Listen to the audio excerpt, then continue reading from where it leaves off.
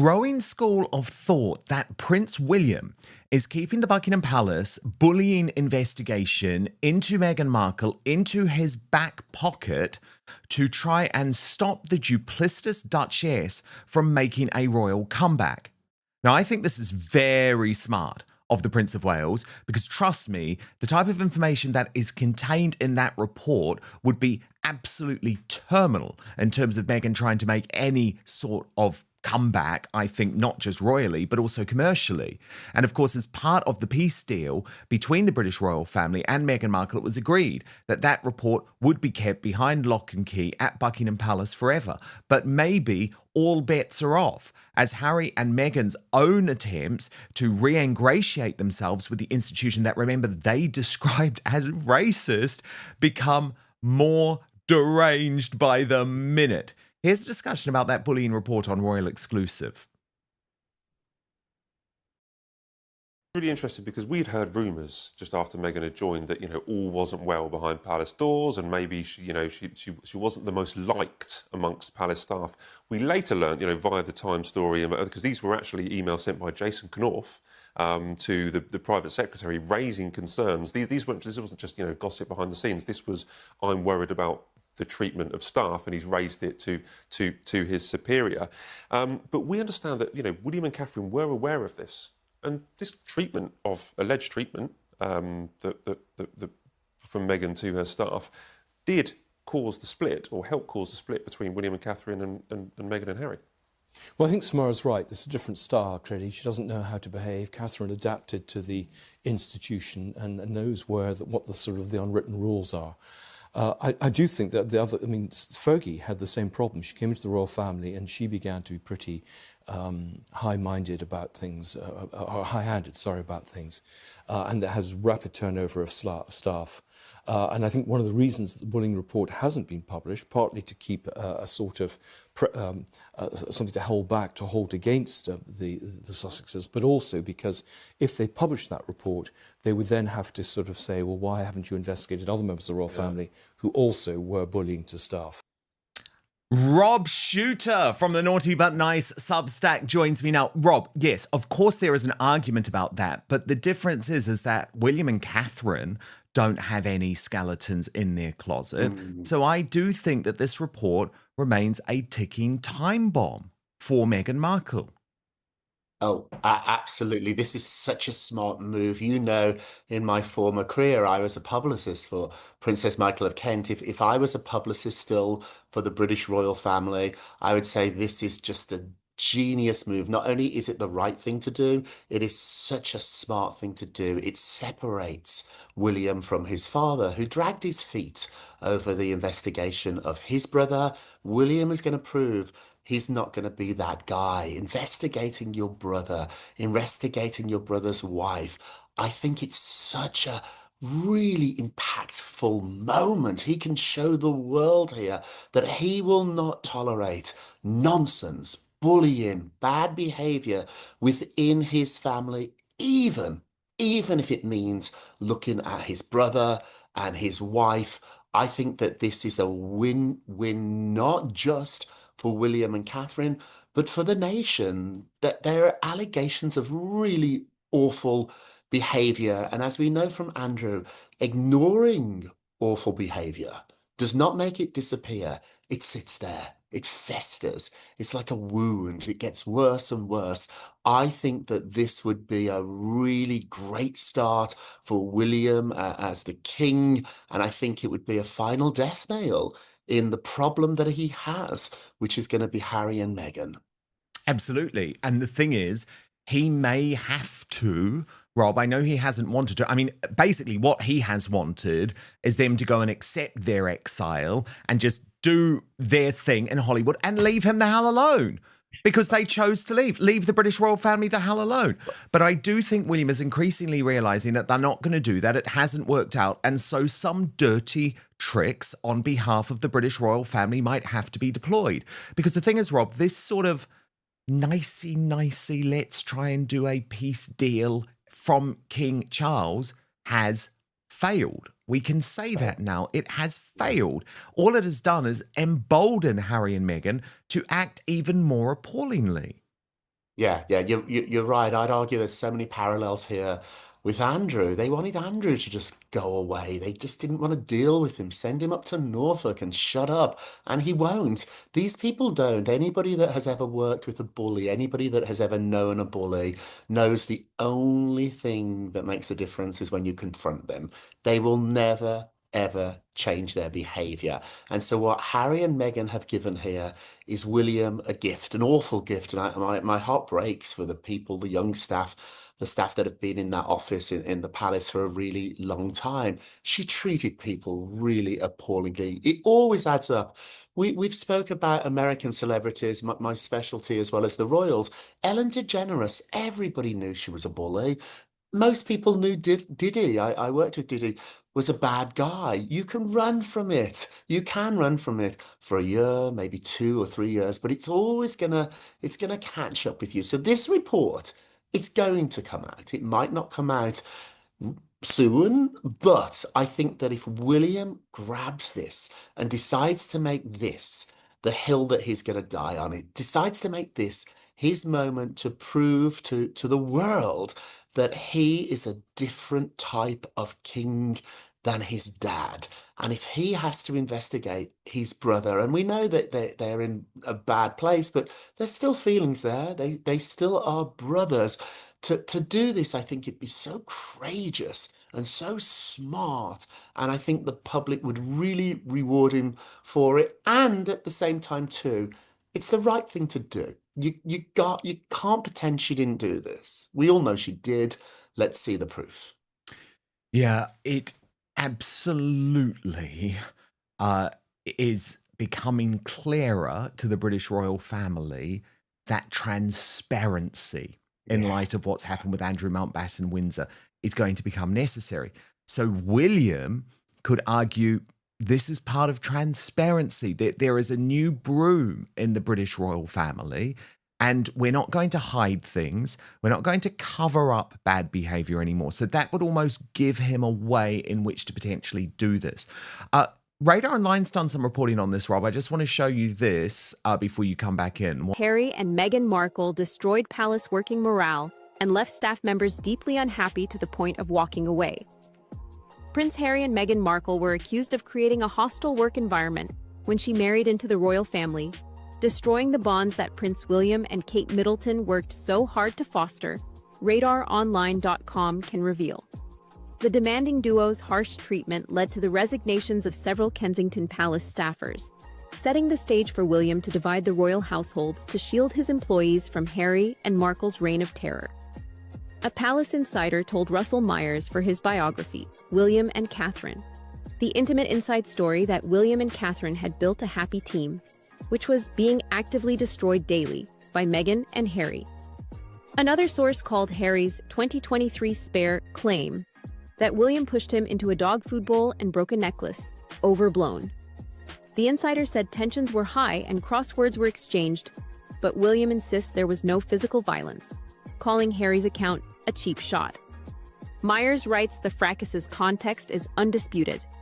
Sources said William's description of Markle as difficult and rude was fair, defending staff whose mental health suffered. Whatever was said, Myers notes tensions had already set the stage for a split between the brothers' royal households.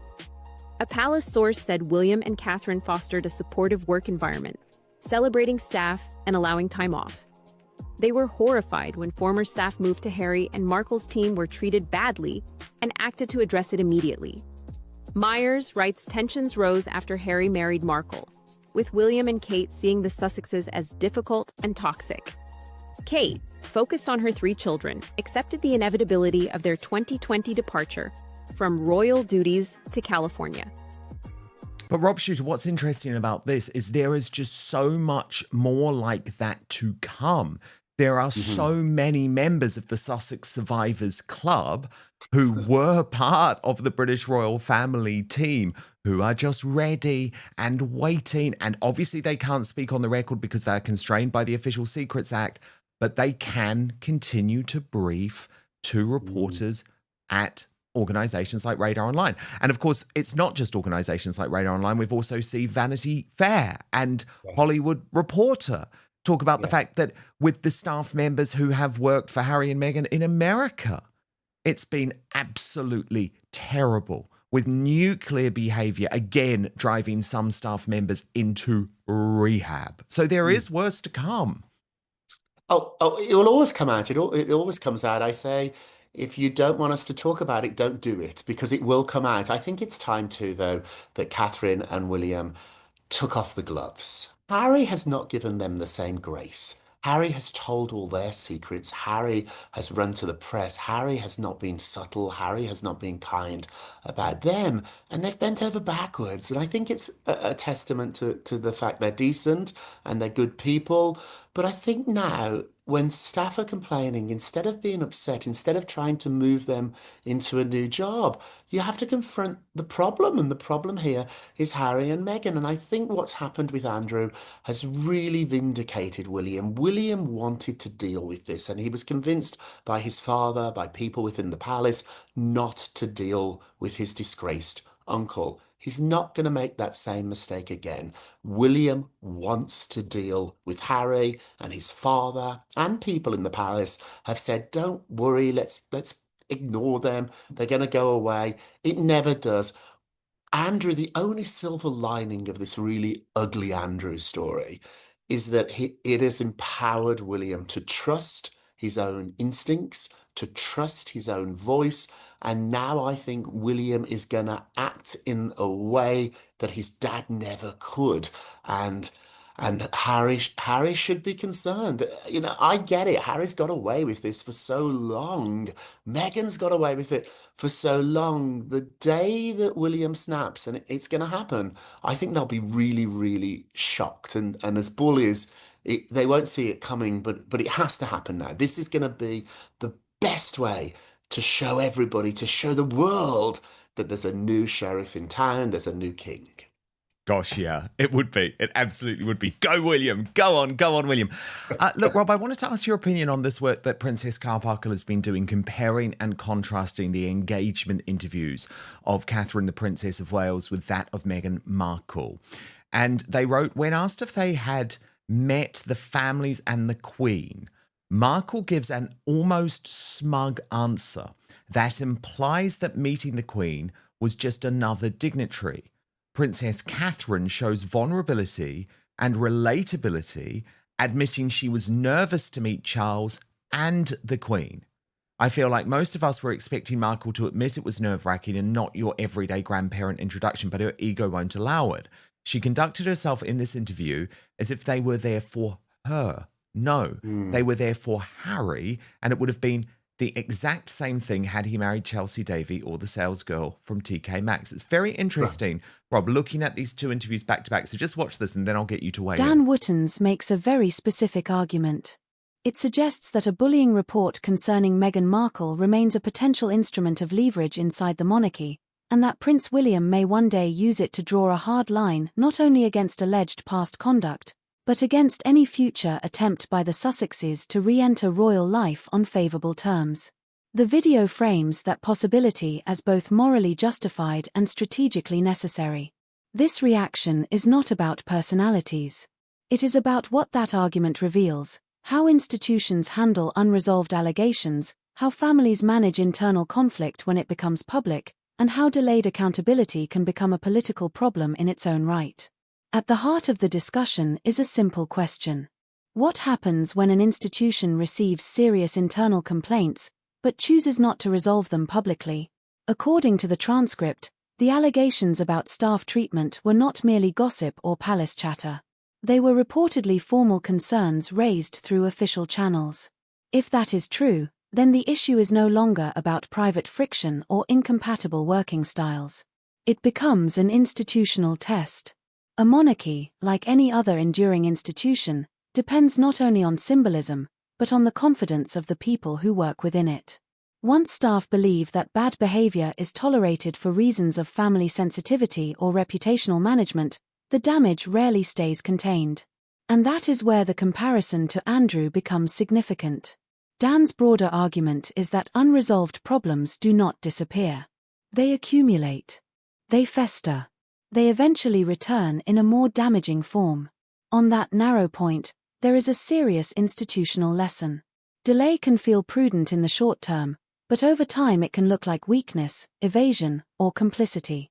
What makes this more complicated is the suggestion that the report has been held back not simply out of caution, but as a kind of insurance policy. If that is true, it raises an uncomfortable implication. A report about workplace culture would no longer be functioning as a safeguarding tool. It would be functioning as political capital. That distinction matters.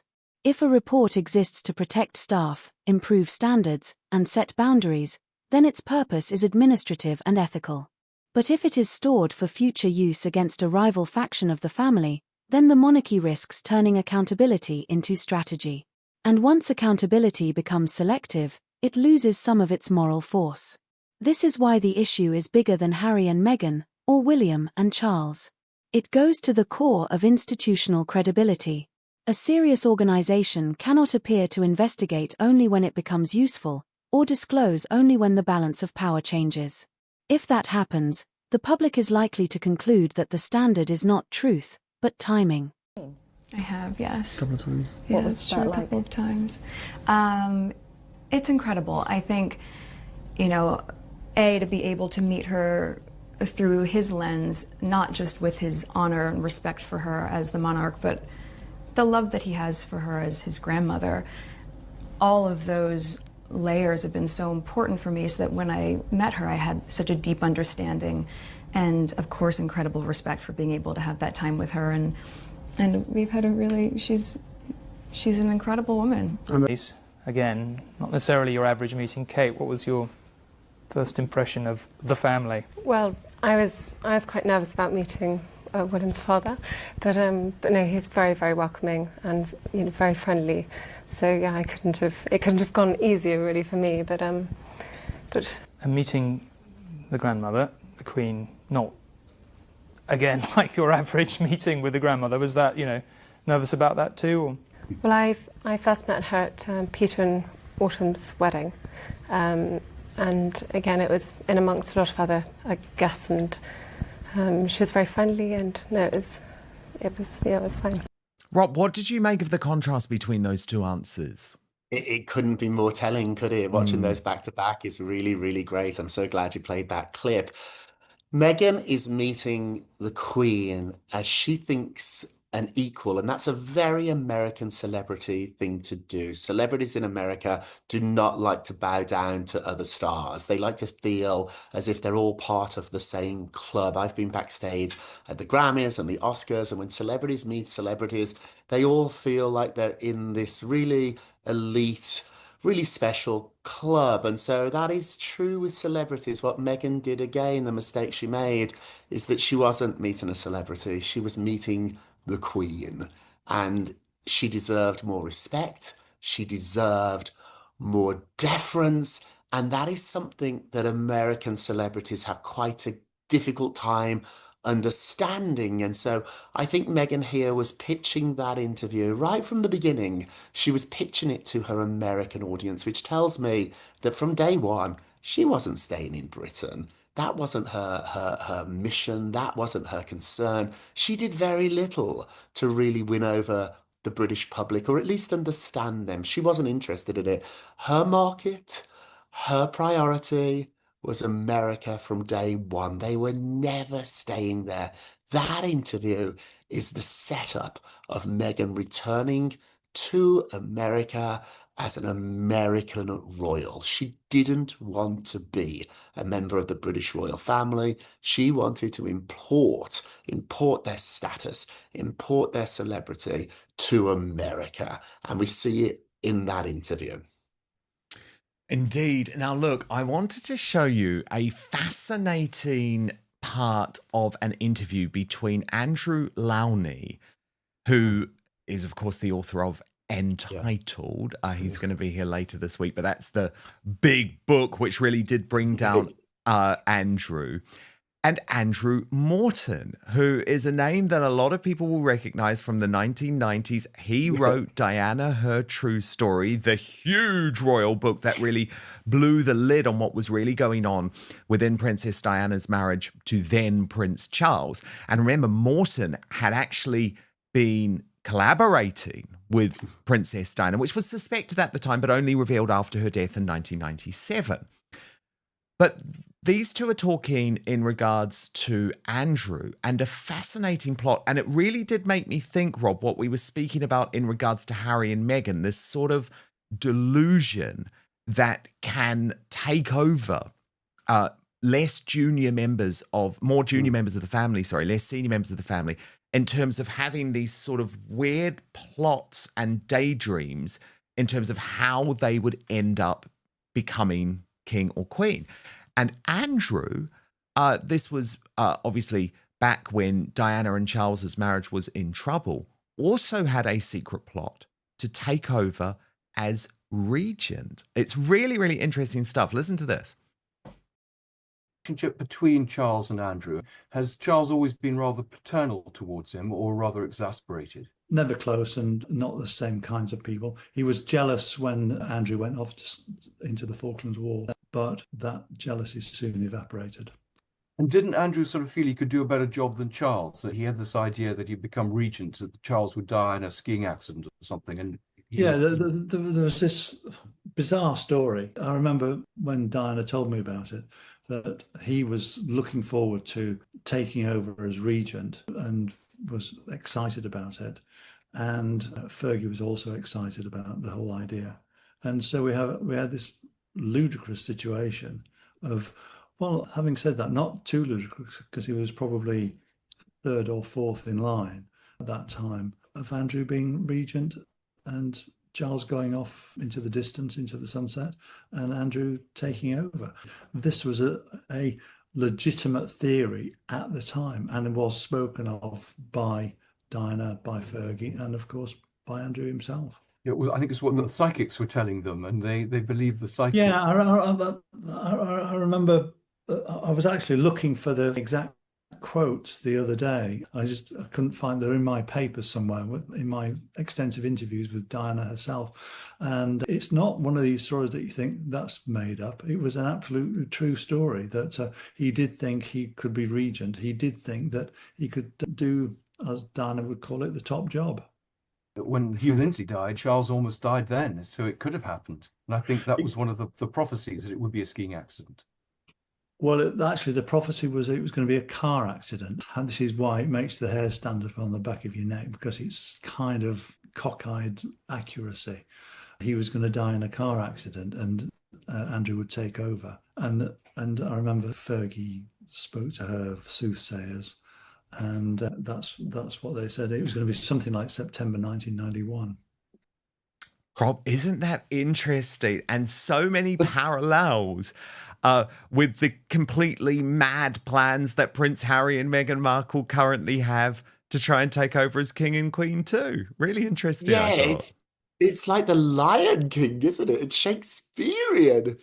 But you have to remember, their grandmother, Queen Elizabeth, was never meant to be queen. If somebody had said little Elizabeth is going to be Queen of England, nobody would have believed it when she was a little girl. Her uncle abdicated. This does happen. I've worked with tons of stars and I've got to meet their backup singers and their backup dancers. Every single backup singer I've ever met want to be the headliner. They want that to happen. I was laughing. I was talking about it a few nights ago to a friend of mine in musical theatre, and Elaine Page was the understudy in Cats. It was not meant to be her show, but somebody got sick and she went on and made herself the star of the West End. This stuff does happen. People that are listening to us now, I can hear them rolling their eyes and thinking that we're just daydreaming. We're not. Stuff does happen. My biggest opportunities in my life, maybe yours, have come because somebody else's misfortune, somebody has got sick, somebody has had to leave a job, and when those openings happen, they need to be replaced. This is not as far-fetched as people think. And this is why William has to be ready. Yeah, it's not academic. This is not an academic debate we're having. The line of succession is very, very clear. And if you look at that line, There is a way. You can do the math. It would take an absolute tragedy, but there was a tragedy in a tunnel in Paris. Stuff happens. Life happens. People in America laughed the first time Donald Trump ran for the presidency. Nobody thought that was going to happen. It happened. And so this is not quite as far-fetched, as unrealistic as what people think. It could happen. Rob shoot a terrifying thought. Now, Rob, your new book, it started with a whisper, a novel based on 1,000 true stories. Still available for pre-order. When is it out? Thank you. Look what arrived today. My first copy. I got my first copy in the mail. It was absolutely thrilling. That is a great moment. It was like, you've had it. It's like, I'm a working class kid from Birmingham, England. I went to Dartmouth High School, where I don't think anybody read a book, let alone wrote a book. And so I'm so thrilled. I'm so excited. It's my first novel. I hope it does well, because I want to write another. I want to keep doing this. I'm loving doing it. It's about 5 entertainment reporters who get a job on a morning show, not dissimilar from your own story here. Oh my God, I'm literally just like thinking, that's what I did. And yet, there is another side to the argument.